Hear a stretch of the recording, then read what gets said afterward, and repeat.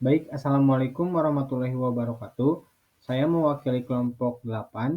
Di sini saya dan rekan saya akan mempresentasikan hasil diskusi kami mengenai hukum acara di KPPU. Nah, sebelum masuk pada materinya, baiknya saya dan rekan saya akan memperkenalkan diri terlebih dahulu. Untuk anggotanya sendiri, yaitu saya sendiri Muhammad Renal Anwar Saputra dengan NPM 2210095, kemudian Zaki Hanif dengan NPM 221000107, kemudian Haikal Akbar dengan NPM 221001134, kemudian Rangga Abari dengan NPM 221000115. Dasar hukum.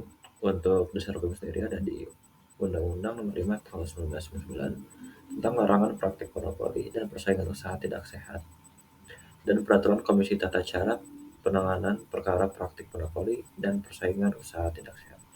Lalu selanjutnya yang kedua ada Peraturan Komisi Pengawas Persaingan Usaha Nomor 1 Tahun 2019 tentang tata cara penanganan perkara praktik monopoli dan persaingan usaha tidak sehat. Pemeriksaan oleh KPPU. Dalam melaksanakan tugasnya, mengawasi pelaksanaan Undang-Undang Nomor 5 Tahun 1999, KPPU berwenang untuk melakukan penyelidikan dan pemeriksaan kepada pelaku usaha, saksi ataupun pihak lain, baik karena adanya laporan pasal 39, maupun melakukan pemeriksaan berdasarkan inisiatif KPPU sendiri pasal 40 terhadap pelaku usaha yang diduga melakukan praktik monopoli dan persaingan usaha tidak sehat. Pemeriksaan atas dasar laporan. Pemeriksaan atas dasar laporan adalah pemeriksaan yang dilakukan karena adanya laporan dari masyarakat yang dirugikan atau atas dasar laporan dari pelaku usaha yang dirugikan oleh tindakan pelaku usaha yang dilaporkan.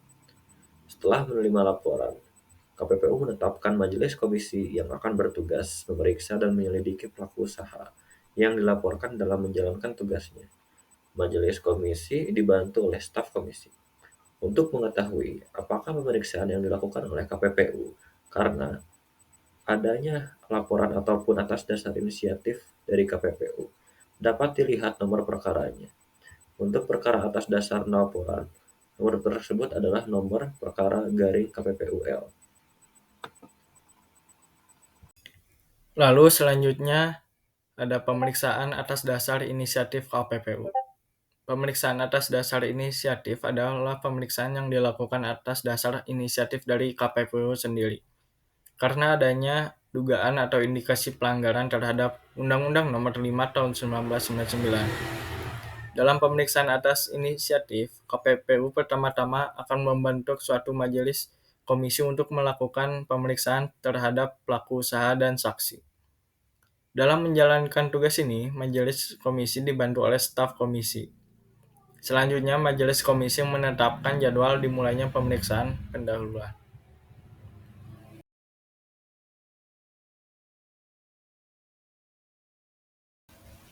Baik, selanjutnya akan dijelaskan oleh saya mengenai tahap pemeriksaan KPPU. Nah, setelah adanya proses pelaporan maupun inisiatif dari KPPU, maka tahap selanjutnya adalah proses penyelidikan. Nah, untuk penyelidikan ini diatur dalam Peraturan KPPU Nomor 1 Tahun 2019, yaitu khususnya pada pasal 1 angka 12. Nah, penyelidikan ini adalah serangkaian kegiatan yang dilakukan oleh investigator pemeriksaan untuk mendapatkan bukti yang cukup terhadap dugaan pelanggaran undang-undang menjadi salah satu wewenang yang dilakukan oleh unit kerja. Nah, untuk jangka waktunya ini paling lama 60 hari dan dapat diperpanjang berdasarkan rapat koordinasi sebagaimana diatur dalam pasal 16 KPPU. Nah, untuk proses penyelidikan ini mengatur kegiatan sebagaimana diatur dalam pasal 17, yaitu yang pertama memanggil dan menghadirkan pelapor untuk dimintai keterangan. Kemudian yang kedua, memanggil dan menghadirkan terlapor untuk dimintai keterangan. Nah, untuk yang ketiga, memanggil dan menghadirkan saksi untuk dimintai keterangan. Kemudian yang keempat, memanggil dan menghadirkan ahli untuk dimintai keterangan. Nah, yang kelima, mendapatkan surat dan atau dokumen yang terkait dengan perkara. Nah, yang keenam, memperoleh data terkait aset dan omset pelapor. Nah, yang ketujuh, melakukan pemeriksaan setempat dan atau kemudian yang terakhir, melakukan analisis terhadap keterangan-keterangan seperti surat dan atau dokumen serta hasil pemeriksaan setempat. Nah, selanjutnya panggilan. Panggilan ini merupakan serangkaian kegiatan penyelidikan sebagaimana diatur dalam pasal 17. Nah, dalam panggilan ini KPPU menyampaikan panggilan kepada pelaku usaha, saksi atau pihak lain dalam proses pemeriksaan. Nah, biasanya dalam panggilan ini dibutuhkan surat yang akan dikirimkan kepada para pihak. Surat panggilan diterima oleh yang bersangkutan paling lambat 3 hari sebelum waktu pemeriksaan. Nah, apabila pelaku usaha atau saksi yang telah dipanggil namun tidak hadir, ini dapat diancam dan melanggar Undang-Undang Nomor 5 Tahun 1999, yaitu khususnya pada pasal 42. Kemudian perkara akan diserahkan kepada kepolisian sebagaimana diatur dalam pasal 41 ayat 3 Undang-Undang Nomor 5 Tahun 1999. Nah, untuk ketentuan surat pemanggilan ini diatur dalam Peraturan KPPU Nomor 1 Tahun 2019, yaitu khususnya pada pasal 18 ayat 1 dan ayat 2. Nah, setelah adanya surat panggilan, dilanjut pada proses pemeriksaan. Nah, ini juga termasuk ke dalam rangkaian kegiatan penyelidikan sebagaimana diatur pada pasal 17. Nah, untuk proses pemeriksaan sendiri ini merupakan proses administratif meliputi pemeriksaan identitas, kemudian yang kedua pembacaan hak yang dimiliki oleh pelaku usaha, saksi ataupun pihak lain. Ini diatur dalam pasal 39 ayat 3 Undang-Undang Nomor 5 Tahun 1999 dan pasal 39 ayat 5 Undang-Undang Nomor 5 Tahun 1999. Nah, pihak yang diperiksa tersebut baik pelapor maupun terlapor berhak didampingi oleh kuasa hukumnya yaitu advokat. Ini diatur juga dalam pasal 7 ayat 2 Peraturan KPPU Nomor 1 Tahun 2019. Kemudian diatur juga dalam Undang-Undang Nomor 18 Tahun 2003 tentang advokat.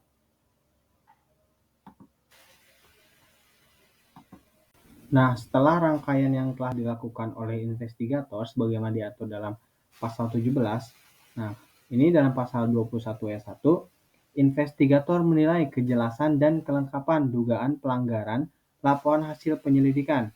Paling sedikit memuat 1.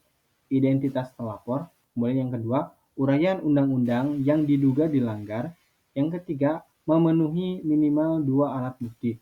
Kemudian untuk pasal 22, pemeriksaan perkara dapat digabung dalam satu perkara apabila dugaan pelanggaran tersebut terjadi dalam wilayah hukum yang sama. Nah, kemudian pasal 23 ayat 1, hasil penyelidikan yang memenuhi ketentuan akan diserahkan kepada unit kerja yang menangani pemberkasan dan atau penanganan perkara.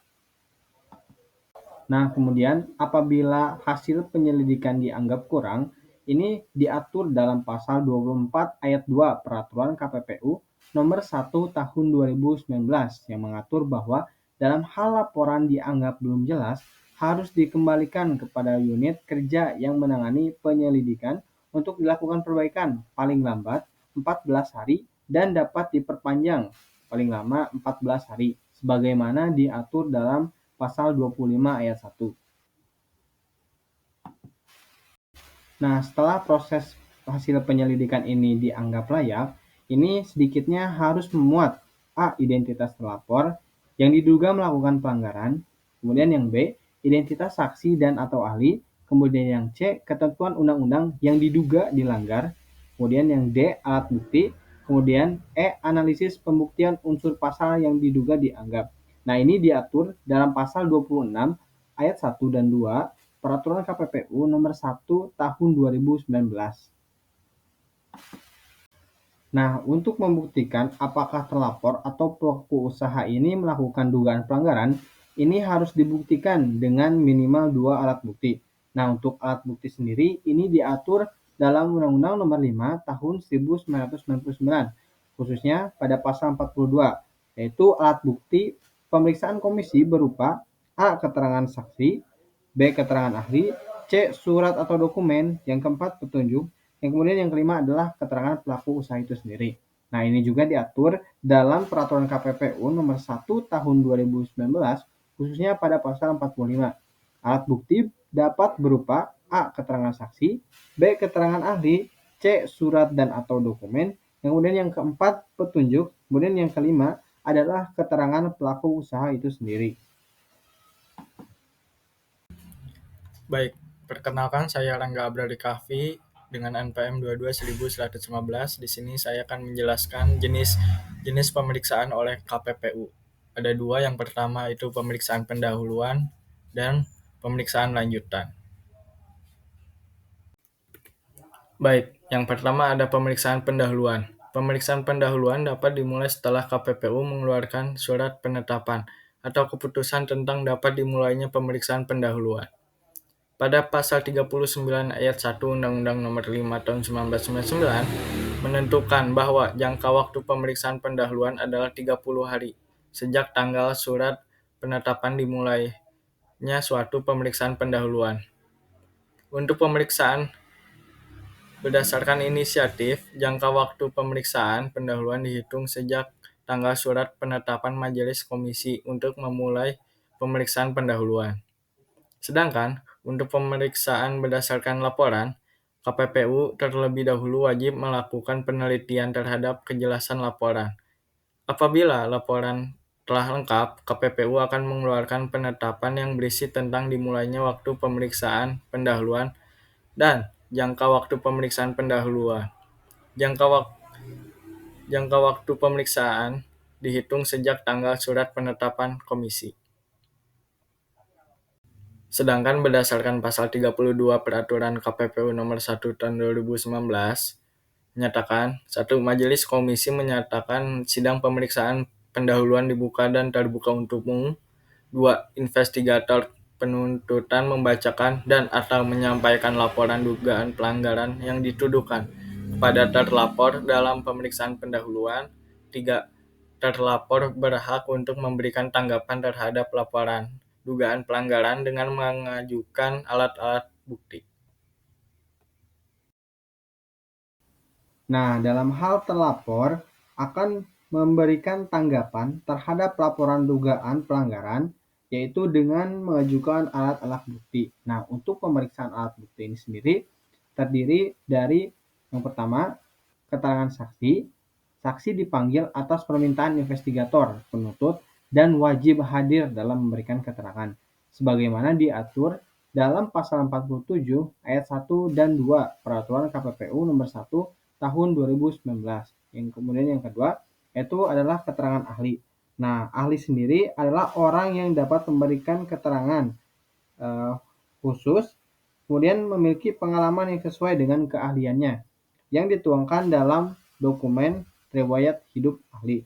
Ini diatur dalam pasal 52 ayat 2 huruf A dan B.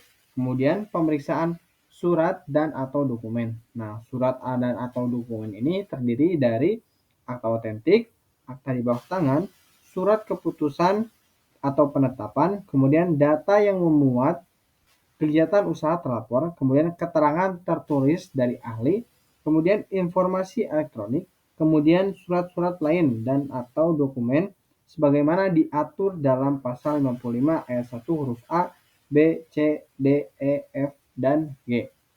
Kemudian yang keempat yaitu petunjuk.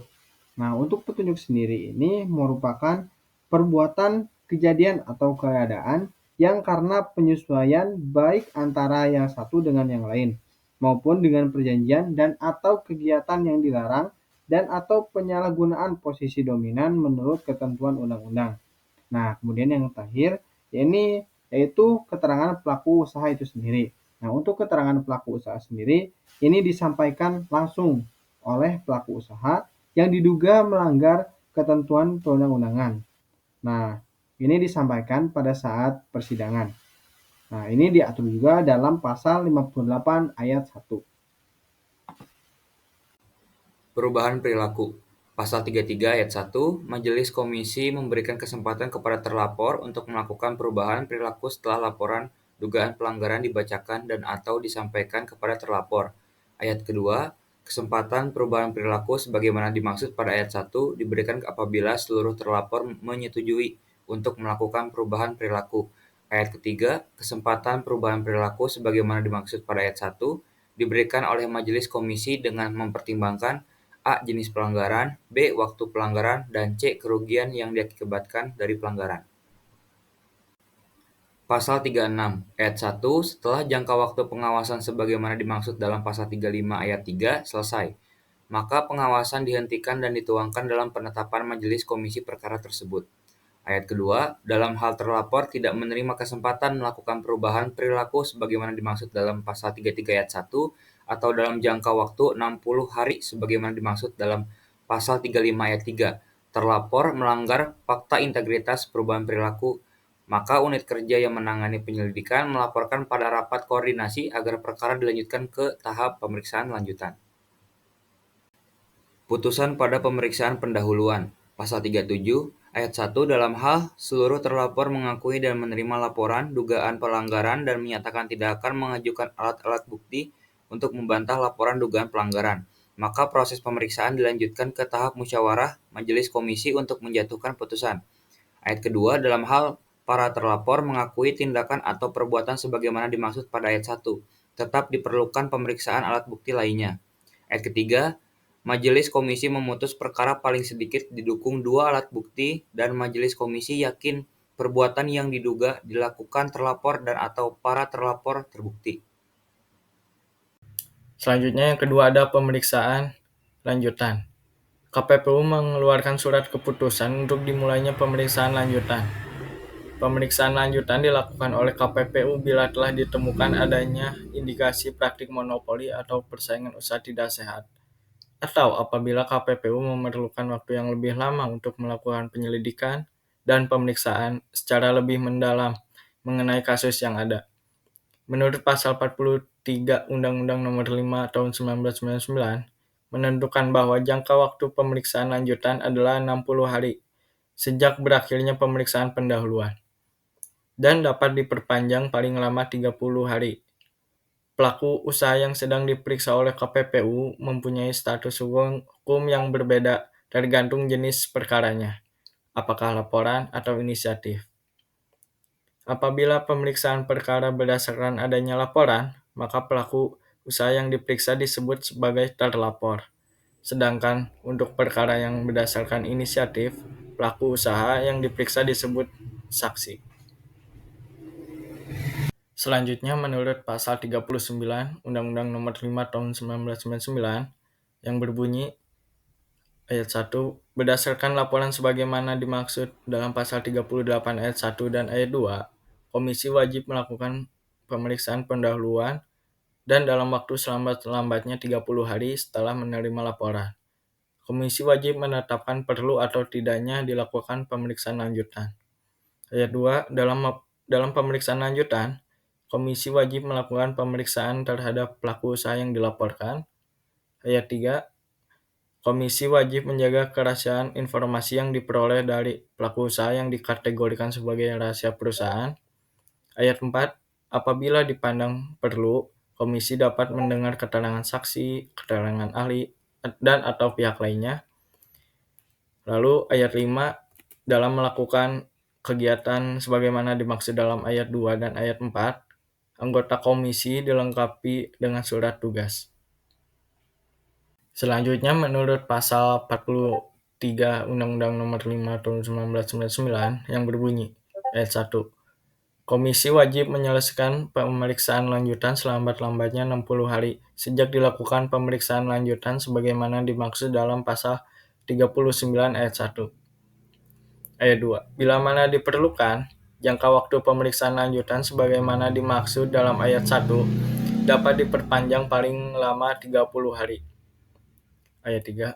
Komisi wajib memutuskan telah terjadi atau tidak terjadinya pelanggaran terhadap undang-undang ini selambat-lambatnya 30 hari terhitung sejak selesainya pemeriksaan lanjutan sebagaimana dimaksud dalam ayat 1 atau ayat 2. Lalu ayat 4, putusan komisi sebagaimana dimaksud dalam ayat 3 harus dibacakan dalam suatu sidang yang dinyatakan terbuka untuk umum dan segera diberitahukan kepada pelaku usaha. Pembacaan putusan.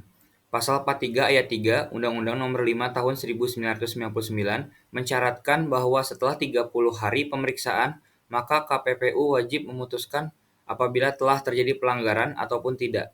Dalam penjelasan pasal 43 ayat 3 Undang-Undang Nomor 5 Tahun 1999 disebutkan bahwa pengambilan keputusan itu diambil dalam suatu sidang majelis yang beranggotakan sekurang-kurangnya 3 orang anggota komisi. Putusan komisi tersebut harus dibacakan dalam sidang yang terbuka untuk umum dan segera diberitahukan kepada pelaku usaha. Pasal 43 ayat 4 Undang-Undang Nomor 5 Tahun 1999 berdasarkan penjelasan pasal 43 ayat 4 Undang-Undang ini, yang dimaksudkan dengan pemberitahuan kepada pelaku usaha tersebut adalah penyampaian petikan putusan komisi kepada pelaku usaha atau kuasa hukumnya. Undang-Undang Nomor 5 Tahun 1999 tidak menyebutkan secara rinci apakah petikan putusan tersebut harus disampaikan secara langsung kepada pelaku usaha, in person, atau dapat dilakukan dengan metode lain. Dengan berpegang pada asas efisiensi serta keterbukaan, maka pada asasnya komisi harus berusaha memberitahukan putusannya pada pelaku usaha yang bersangkutan pada hari yang sama dengan hari pembacaan putusan yang terbuka untuk umum. Dengan mengingat pada pendeknya waktu, yakni 14 hari, yang dimiliki oleh pelaku usaha untuk mengajukan upaya hukum keberatan terhadap putusan komisi, maka selayaknya lah pemberitahuan putusan tidak harus dilakukan dengan in person, melainkan dapat dilakukan dengan bantuan sarana komunikasi yang modern seperti email atau fax. Selanjutnya ada pelaksanaan putusan KPPU. Beberapa macam tanggapan pelaku usaha terhadap putusan KPPU. Terhadap putusan KPPU terdapat 3 kemungkinan, yaitu yang pertama, pelaku usaha menerima keputusan KPPU dan secara sukarela melaksanakan sanksi yang dijatuhkan oleh KPPU. Pelaku usaha dianggap menerima putusan KPPU apabila tidak melakukan upaya hukum dalam jangka waktu yang diberikan oleh undang-undang untuk mengajukan keberatan. Pasal 44 ayat 2. Selanjutnya, dalam waktu 30 hari sejak diterimanya pemberitahuan mengenai putusan KPPU, pelaku usaha wajib melaksanakan isi putusan tersebut dan menyampaikan laporan pelaksanaannya kepada KPPU. Dengan tidak diajukannya keberatan, maka putusan KPPU akan memiliki kekuatan hukum tetap. Pasal 46 ayat 1 Undang-Undang Nomor 5 Tahun 1999, dan terhadap putusan tersebut dimintakan fiat eksekusi kepada PN. Pasal 46 ayat 2 Undang-Undang Nomor 5 Tahun 1999. Putusan KPPU memerlukan fiat eksekusi. Putusan KPPU merupakan salah satu sumber penting hukum persaingan usaha di Indonesia karena merupakan bentuk implementasi terhadap Undang-Undang Nomor 5 Tahun 1999. Oleh karena itu, wajar kiranya ketentuan bahwa setiap putusan komisi yang telah mempunyai kekuatan hukum tetap harus dimintakan penetapan eksekusi dari PN. Hal ini dapat diartikan bahwa kekuatan dan pelaksanaan putusan tersebut berada di bawah pengawasan Ketua PN. Fiat eksekusi dalam hal ini dapat diartikan persetujuan PN untuk dapat dilaksanakannya putusan KPPU. Persetujuan ini tentu tidak akan diberikan apabila Ketua PN menganggap KPPU telah salah dalam memeriksa perkara tersebut. Dengan demikian, maka mekanisme fiat eksekusi ini dapat menjadi kontrol terhadap putusan-putusan yang dihasilkan oleh KPPU yang tidak diajukan upaya keberatan oleh pihak pelaku usaha.